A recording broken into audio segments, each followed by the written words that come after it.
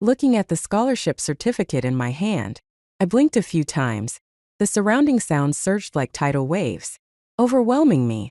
It took me a few seconds to process the cacophony, and then a few more seconds to comprehend the glaringly incongruous situation in front of me. The immense sense of detachment made everything feel unreal, as if I were dreaming and someone nudged my arm to wake me. Suddenly, I gasped for air, like a drowning person finally breaking through the water's surface. Across from me, Mr. Carter softly called my name, careful not to startle me. Behind him, the audience seats stretched upward, illuminated row by row under the bright stage lights. This scene, this exact moment, I had replayed countless times in my mind over the years. I knew exactly what would happen next. Without hesitation, I shoved the certificate into the hands of the boy standing in front of me, as though it were a scalding hot potato. The host's voice continued over the microphone as I stepped aside. That was the moment I realized I had been reborn. In my past life, I was Emma Taylor, the only daughter of the wealthiest family in Riverdale. But I severed ties with my family for my boyfriend, Noah Reed, who was 2 years younger than me. After we got married, I became pregnant not long after and gave up my career entirely. Noah was busy building his startup at the time and often disappeared for 10 days or more without coming home. We argued multiple times because of this, but the more I complained, the less often he came home. When our first child was born, I experienced a difficult labor that nearly took my life.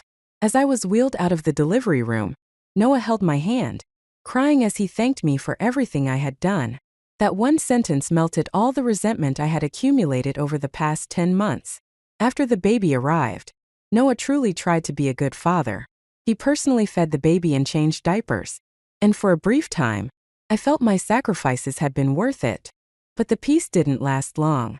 When our child was 3, I became pregnant again, this time with twins, a boy and a girl. Around the same time, Noah's company faced a major crisis and was on the verge of bankruptcy. He asked me to go back and seek financial help from my father. First, I refused, but as I watched him grow more and more haggard, I couldn't bear to see him like that and eventually gave in. With my father's help, Noah's company survived, and my relationship with my family gradually mended. 36. My father fell seriously ill. Before passing, he entrusted the family company to Noah and me. Since I wasn't skilled at managing a business, I handed everything over to Noah and focused on raising our children.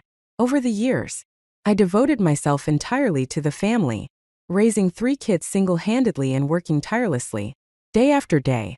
By the time I reached my 40s, my health had deteriorated significantly from overwork. At 53, I suffered a fall that landed me in the hospital, where I stayed for the rest of my life. In the beginning, Noah and the kids visited me often, but as my condition worsened, their visits became less frequent.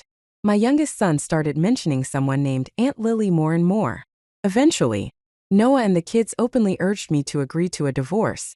"Mom," my son said, "you've had Dad to yourself his whole life. It's time to let him be happy with Aunt Lily. While there's still time, finalize the divorce paperwork. Dad and Aunt Lily's wedding is already being planned." It wasn't until that moment that I realized all my sacrifices and devotion meant nothing to them.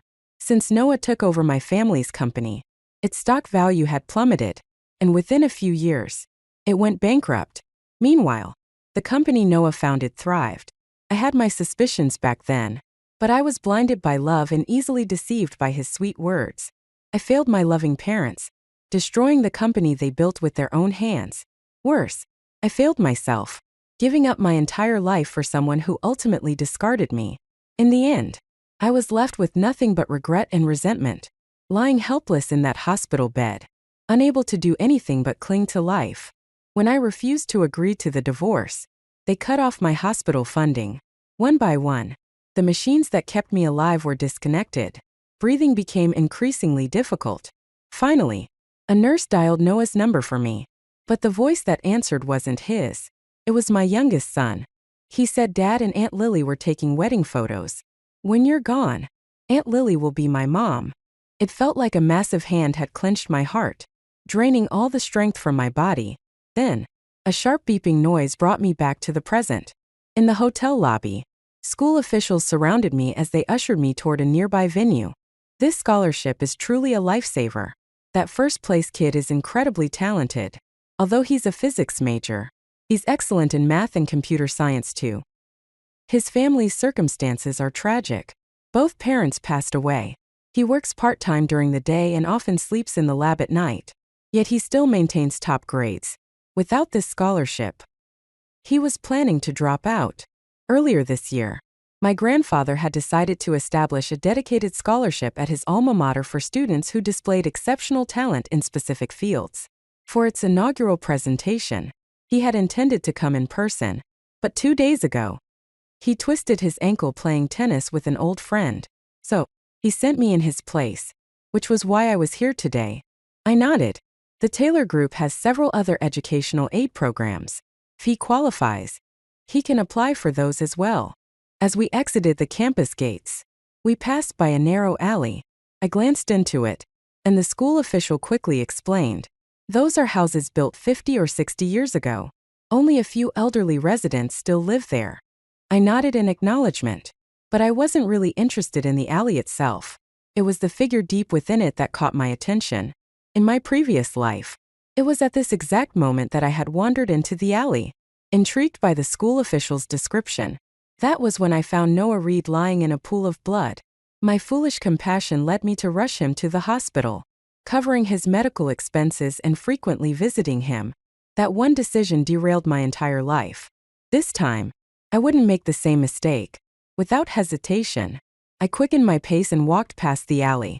As for Noah, our lives were worlds apart, and without that fateful encounter, we never would have crossed paths. Whether he lived or died now was simply his fate. The realization that avoiding a lifetime of misfortune required nothing more than walking past the alley sent a thrill through my entire body. The next day, I visited my father's company. In my past life, I had never taken an interest in his work, and I had even severed ties with him for Noah. Ultimately, I handed over the company my father built from scratch to someone else. This time, I wouldn't just ensure my father lived a long and healthy life. I would protect his company as well. As I approached the office, I heard him yelling at someone, pushing open the door. I saw the planning department manager looking pale, while my father, leaning on his injured leg, appeared ready to stand up in anger. I gestured for the manager to leave, and he scurried out gratefully. "What happened? Weren't you just saying a few days ago that he was the backbone of the company?" Seeing me, my father toned down his anger. "What else? A proposal we submitted a few days ago was stolen by a small, newly established company. They've already launched it first." I walked over and started massaging his shoulders. Ever since I was a child, he had spent long hours hunched over his desk, which left him with chronic ailments. His right shoulder, in particular, always ached on rainy days. Back then, he would brush it off, saying the doctors exaggerated the issue and it wasn't that bad. It wasn't until I ended up bedridden, my own joints feeling like drills were boring into them, that I finally understood how clueless and immature I had been. He turned his head slightly and patted me on the arm with a warm smile. Well, my little coat isn't letting in the cold today. Looks like it's been upgraded to a quilted coat." He smiled and shook his head. "How could it have been stolen? Was there a data leak? Did you call the police?" "We did, but there's no evidence. None of the company's internal employees leaked anything, and there's no sign of a data breach either. It's as if the information appeared out of thin air." "That is strange. What's the name of the new company?" "It's called Horizon Ventures." "Yes, that's the name." Hearing it, a string in my heart snapped, panic flickered in my chest, and my hands momentarily lost their steadiness. My father noticed and let out a soft sound of concern. Turning to look at me, he asked, "What's wrong? Do you know them?" I lowered my gaze, anger rising in my eyes.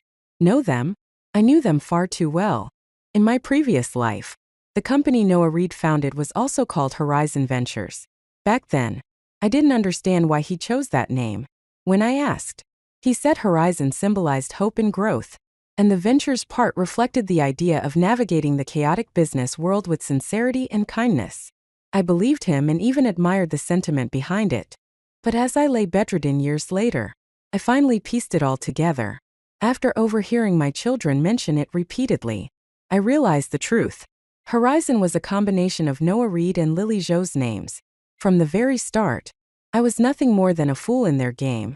By all accounts, Noah didn't establish Horizon Ventures until years after he secured an investment from my father. How could it possibly exist already?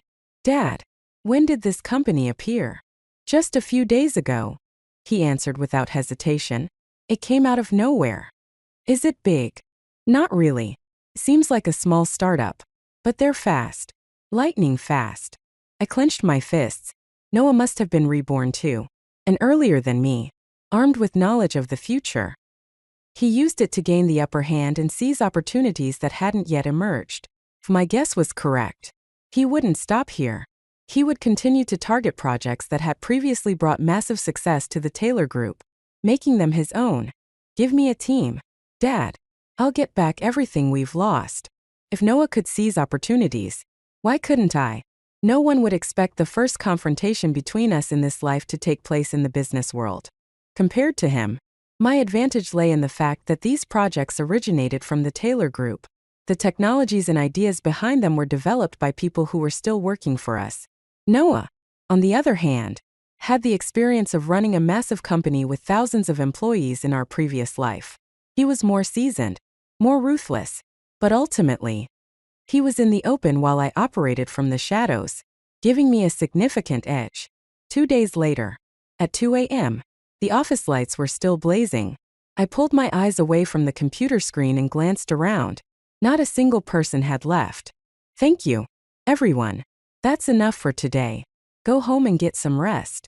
It's no trouble, Miss Taylor. Someone replied cheerfully. We're not tired. The project isn't so urgent that you should sacrifice your health. You're all still young.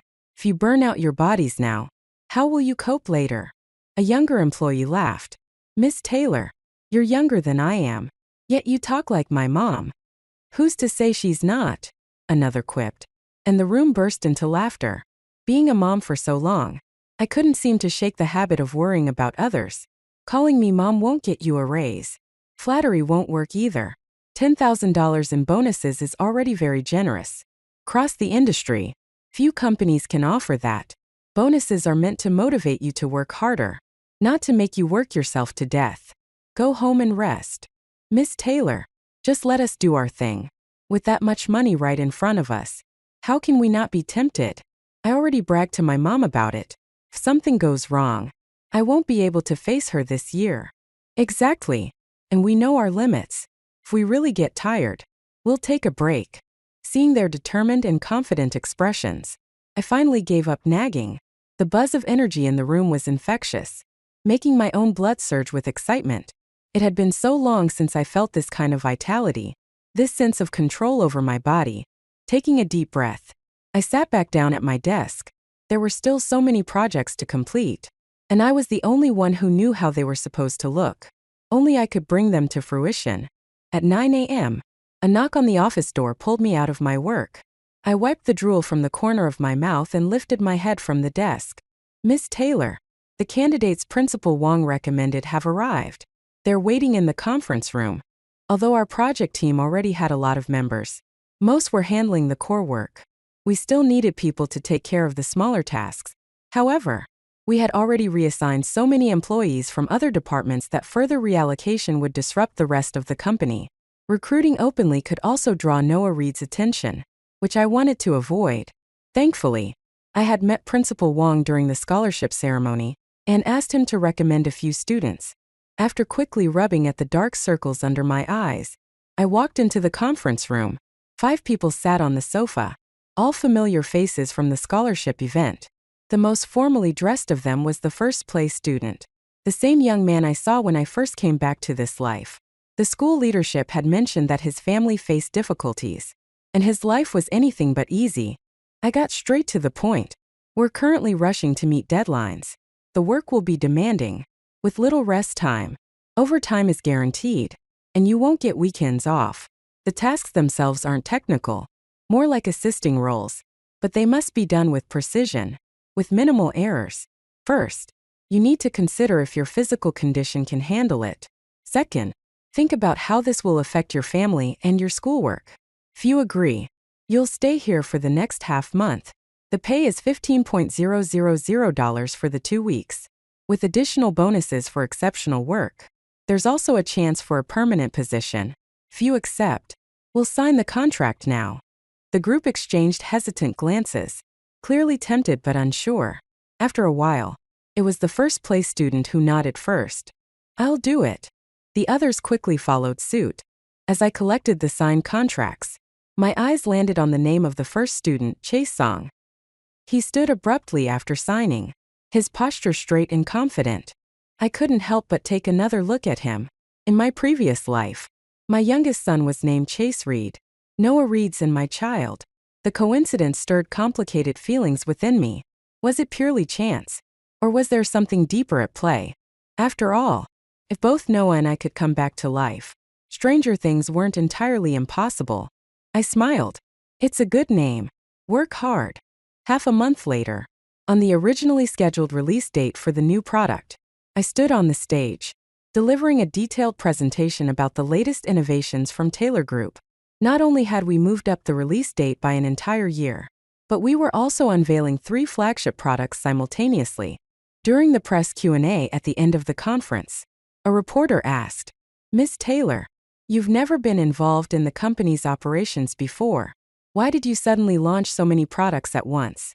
Are you trying to prove something?" I smiled faintly. Our employees are incredibly talented. Since the opportunity arose, why wouldn't I seize it? Another reporter followed up. The products released today look quite different from the concept images we've seen before. Was there an issue? There were indeed some challenges. I admitted. The designs for our products' exteriors and parts of their internal features were preemptively released half a month ago.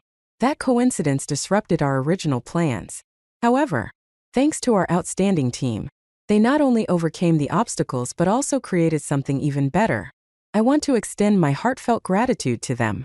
The questions kept coming, but as I glanced into the corner of the room, I spotted Noah Reed. The moment our eyes met, I knew he had returned, and he had figured out my secret. Standing next to him was a woman in a white dress who nudged his arm. He immediately turned to her with a doting smile. That must be Lily Zhou, the woman I had heard so much about. After the conference, I left through the backstage exit, heading toward the parking lot. Just as I reached my car, someone stopped me. "It's been a while, Emma," Noah said, his voice steady. "Indeed, it has been a while," I replied. Noah was wearing a cheap, ill-fitted suit that looked like it cost no more than $100. In stark contrast, the woman beside him was dressed in a pristine white Dior dress, paired with an elegant blouse worth a fortune. The jewelry she wore screamed luxury. It was clear where the money from their preemptive product release had gone. The sight reminded me of my former self, trapped in an endless cycle of housework in a cramped little home. While Noah's business thrived, the control of the money was never in my hands. All I had was a second-hand car he had discarded, used solely for shuttling our kids around. Every penny I spent had to be accounted for like I was running a company's budget. Good tea, fine snacks, and detailed monthly expense reports were always prepared for him. Not that he ever read them. He was too busy with work to care. But he relished the feeling of having control over everything. From the moment we got married, I rarely bought anything for myself. My purchases were always for the kids' favorite snacks, Noah's accessories to maintain appearances, or household necessities. But if I wanted to buy a dress for myself, I'd face his criticisms. "You don't make money, so you don't understand how hard it is to earn. Your clothes are still wearable. Why buy new ones? But the kids and you both get new clothes. I haven't bought anything in years," I protested. "The kids need clothes for school, and I meet investors frequently. But you? You're just at home all day. There's no need." But even our oldest, Alex, doesn't want me to drop him off at school anymore because of how I look. I added quietly. Driving Alex to school was my only escape, the only time I could breathe fresh air outside of the house. I loved being on the road, loved driving, and loved the feeling of freedom. Noah glanced up from his papers with indifference. "Then just don't go. He's old enough to get to school on his own. It's about time he went to and from school on his own. That doesn't work. I can have the driver pick him up." With a casual remark, Noah Reid stripped me of my only time to get fresh air each day, and the chance to buy something as simple as a dress for myself. Looking at the elegant woman beside him now, I finally understood. When someone doesn't love you, they become miserly to the extreme, afraid to part with even a sliver of what belongs to them. Noah, do you know Ms. Taylor? Lily Jo asked sweetly, her arm linked with his. Noah raised his eyebrows at me. A subtle, mocking gesture. After years of knowing him, I could read the intent behind even his smallest movements. This one was filled with arrogance, pride, and ridicule. The realization stirred a faint irritation in me, further intensifying my resolve. He nodded, turning to Lily with a gentle smile. We've met a couple of times. I couldn't help but chuckle. How ironic. Those 4 simple words, a couple of times, were all he gave to explain our past. The person I once cherished couldn't even offer Lily the truth about me. The absurdity was laughable. Lily tightened her hold on his arm, her voice soft and playful. Really? But, Noah, why is she looking at you like that? Her gaze flitted to me before quickly returning to him. Noah glanced at me with a mixture of disdain and indifference, then turned back to her with a reassuring smile. Don't worry. No matter how she looks at me, my eyes are only for you. Their exchange, full of hollow theatrics, made me physically sick. I watched them like I was observing a pair of clowns performing on a stage. No longer did I feel the emotional turmoil of my past. The more he had manipulated me in my previous life, the more clarity I now possessed. I even wanted to laugh. Not at them, but at my own foolishness. At how blind I had been to his terrible acting. Oh, I said lightly, my tone as flat as discussing the weather. Congratulations to the 2 of you. This farce was something I had no intention of watching any longer. Just as I turned to leave, a figure suddenly appeared. In one swift motion, the person shoved Noah aside, sending him stumbling several feet before crashing to the ground in an undignified heap. What are you doing? Noah shouted angrily as he scrambled to his feet, glaring at the newcomer. The young man, ignoring him, quickly turned to check on me. His youthful, strikingly handsome face was filled with concern, his voice trembling slightly. Are you all right? I froze for a moment, surprised to see Chae Song, the intern who had just joined my company after winning first place at the scholarship ceremony. I'm fine, I said, gently brushing off his hand, though my eyes remained fixed on him. Chase avoided my gaze, his hands fidgeting as if making 100 small movements all at once.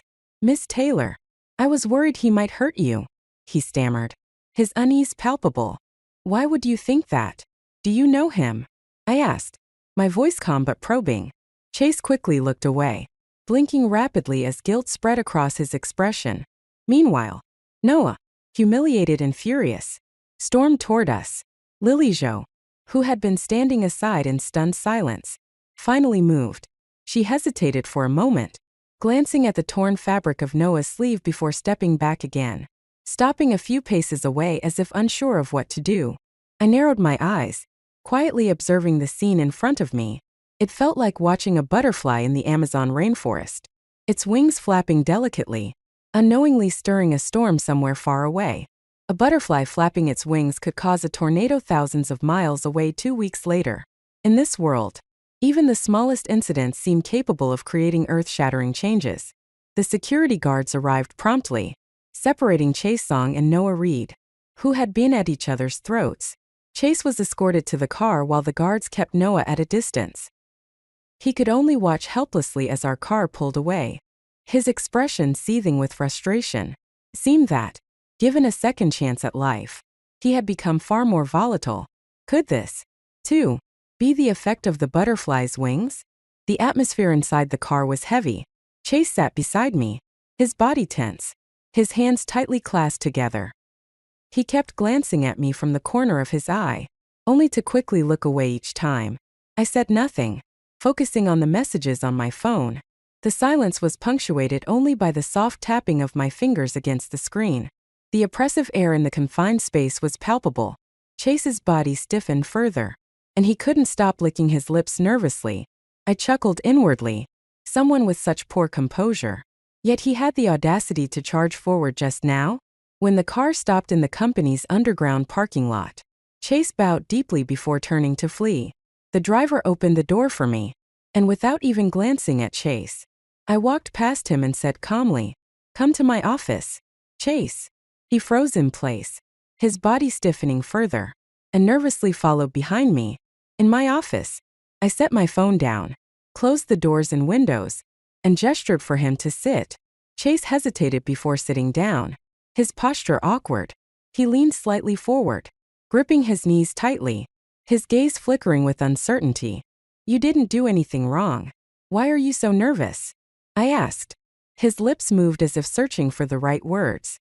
After a moment, he finally muttered, "I got into a fight. I was afraid you'd fire me."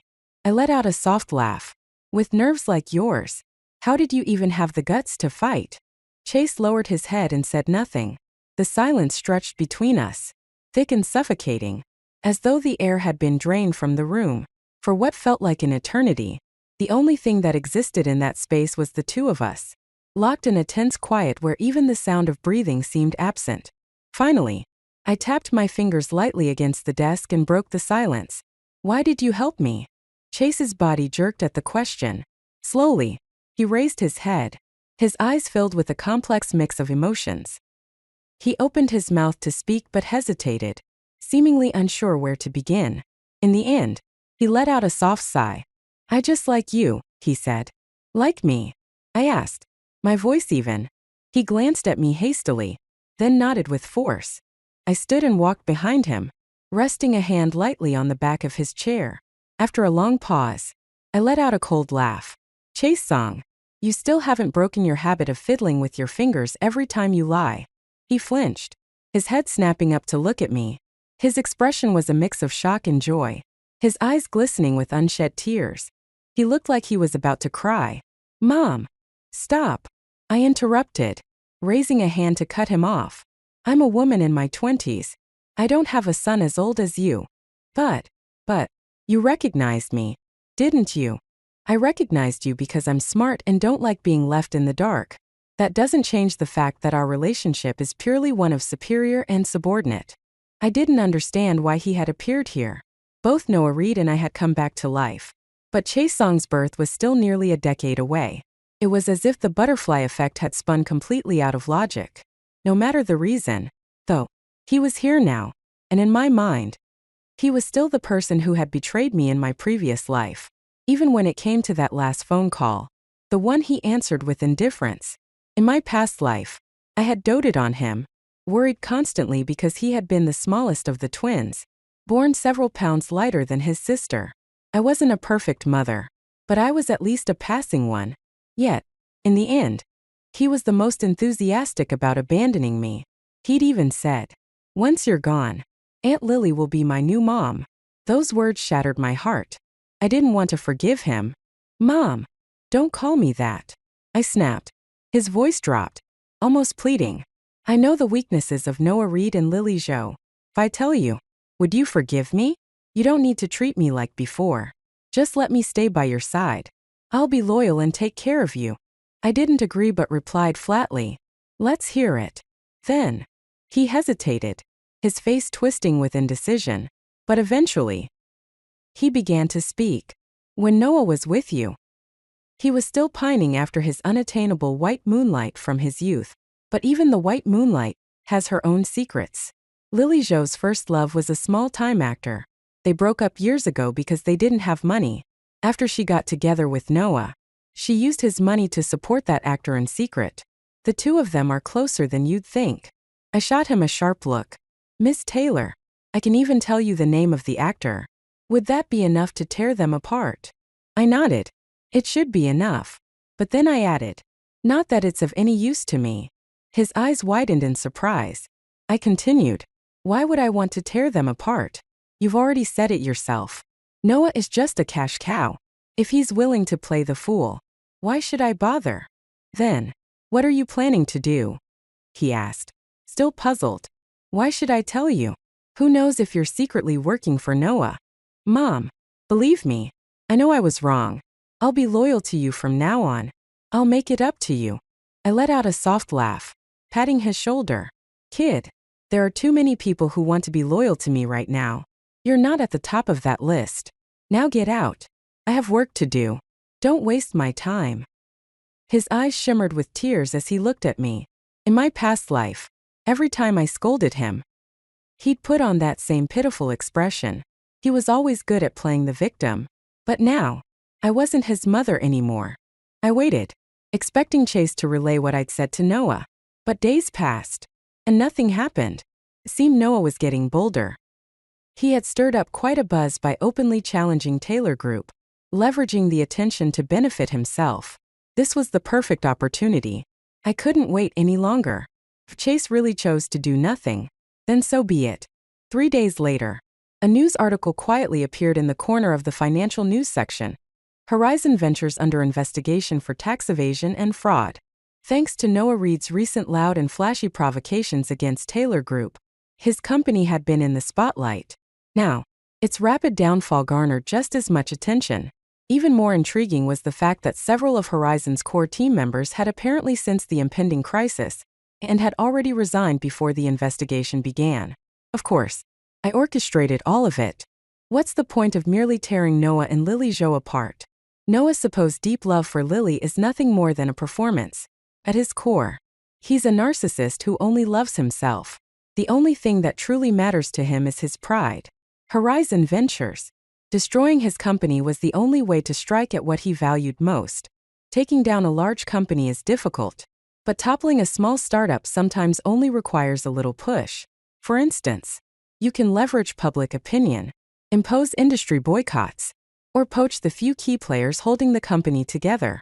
Noah's technical abilities have always been grossly overestimated.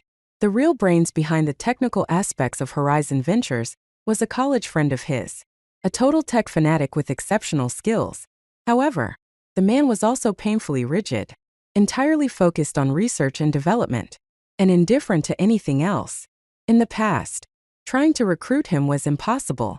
But recently, Noah had been risking everything to satisfy Lily Jo's ever-growing material demands. He went so far as to manipulate company finances, misappropriating funds to cover her lavish spending. This left Horizon Ventures' accounts riddled with holes, creating tension between Noah and Lily. The company was in turmoil, its employees on edge. I took advantage of the chaos. On one hand, I reported their tax evasion and financial misconduct to the authorities, prompting an official investigation. On the other, I offered the technical genius an irresistible deal to jump ship to Taylor Group. With these two moves, Horizon Ventures, like a building that had lost its central pillars, began to collapse instantly. As I read the flood of negative reports about Horizon Ventures online, I felt no pity. I remembered my past life vividly, how Noah had deceived me, how I sacrificed everything for him, only to end up in ruins. Now, I was simply giving him a taste of his own medicine. Back then, I had been so naive, wholeheartedly trusting Noah. I handed over everything to him, even abandoning my own career and personal aspirations. And what was the result? Behind my back, he and Lily schemed to exploit me, to steal my family's assets. This time, I vowed to make him experience the agony of losing everything. Few days later, in the afternoon, after finishing work, I headed home as usual. My phone was still in a call. "Dad, let's go out for dinner tonight," I said. "I heard from the assistant that there's a new French restaurant nearby. Let's try it." "French food? What's so great about that?" "It's nothing compared to hot pot." "Hot pot again? We just had it a couple of days ago. I can still taste lamb in my burps. Why do you love it so much?" I was engrossed in the conversation, not noticing the figure crouched near the company entrance. Suddenly, someone leaped out from the shadows, blocking my path. Frowning instinctively, I looked up, and there he was, Noah Reed. He was still wearing the same wrinkled, cheap suit. His hair was disheveled, and the carefully maintained facade of dignity he once had was completely gone, replaced by exhaustion and desperation. His eyes were frantic, filled with a mix of panic and urgency. "Emma, wait," he called out, reaching out to grab my arm. I shot him a cold glare, full of disgust, and yanked my arm free with force. Without breaking stride, I continued walking. Like a relentless pest, he clung to me, following closely and mumbling incessantly. Emma, please. For the sake of the years we spent as husband and wife, help me just this once. I have nowhere else to turn. Just lend me some money. Just enough to get through this. Hearing his pitiful pleas, I felt nothing but indifference. What about Lily Jo? I asked. Selling some of her jewelry and accessories should cover part of the fines. She ran away. He stammered. Emma, I understand now. She only wanted my money. But you and I were genuine. I was wrong. I really was. Please forgive me. Okay, forgive me. By then, I had reached my car and was about to get in. Noah braced his hand against the door, blocking my way. Emma, we were married for so many years. Do you really feel nothing for me anymore? Honey, I've realized my mistakes. Let's start over. I'll treat you right this time. I promise. A crowd had begun to gather, people stopping to watch the commotion. The security guards approached quietly, holding their batons. Without waiting for them, I punched him in the stomach, followed by a swift kick to his knee. Caught off guard, he doubled over in pain, collapsing to the ground. The guards rushed forward, restraining him as he struggled. I flicked my head, and the hair tie at the end of my ponytail slipped off, my long hair cascading down with the breeze. Are you insane? I snapped. I'm in my 20s. Who's been your wife for years? The guards held Noah firmly on either side, but he continued to struggle, shouting desperately, Emma, you can't do this to me. You can't. I didn't respond, nor did I look back. I turned and walked away, leaving him there, still screaming as the guards dragged him off. As the car drove away from the bustling city center, my phone rang. It was Chase Song. Mom, he said softly, don't scold me. Just let me call you that one last time. I know you'll never forgive me. When I arrived, I finally understood what you had given up for us. I'm sorry for how deeply I hurt you before. You probably don't even know what happened after you died. Do you? Forget it. I won't say. You're smart. You can probably guess. Let me tell you how I got here instead. Not even 2 years after you passed. I died too. Starved to death. When I woke up, I realized I had become a baby. First, I thought maybe the memories of my previous life had stuck with me because I hadn't drunk Mangpo's soup. I was smug, thinking, living again with memories of my past life? This will be amazing. But the family I was born into wasn't great. My mother had a mental illness and would lash out and hit people without warning. My father was a gambling addict who took every bit of money the family had. If it weren't for my past life's memories, I wouldn't even have been able to make it to college. One day, I saw you on TV. At that time, you hadn't yet returned. Still the real 20-something version of yourself. You were standing behind Grandpa, looking carefree and completely unburdened. Later, I saw you again at the scholarship ceremony. Seeing you in person, I realized just how much I missed you. Between his words, I heard the sound of wind in the background. Where are you? I asked. He laughed, but it was bitter. You finally asked. I thought you didn't care about me anymore. Where are you? On the rooftop. So high up here. Mom, are you trying to use jumping to threaten me? I asked, my voice cold. How could I, Mom? I just wanted to hear your voice one last time. After I'm gone, will you miss me? I took a deep breath and answered icily. No. Then I hung up. Uncle Wong, pull over and wait here. I said to the driver. We waited 10 minutes. Nothing happened. Everything remained quiet. As I thought, he just wanted to exploit my soft spot. Those two Reeds, father and son, truly share the same blood. Both are master manipulators with the same impulsive, short-sighted personalities. Noah Reed didn't apologize because he realized he was wrong. He only did it because he had nowhere else to go. Chase Song didn't regret his actions either. He just needed money and a shortcut to success. But I am no longer the same person I was in my previous life. Let's go. I told the driver. The car pulled away, leaving everything behind. From now on, their affairs had nothing to do with me. I was ready to start my own brand new life.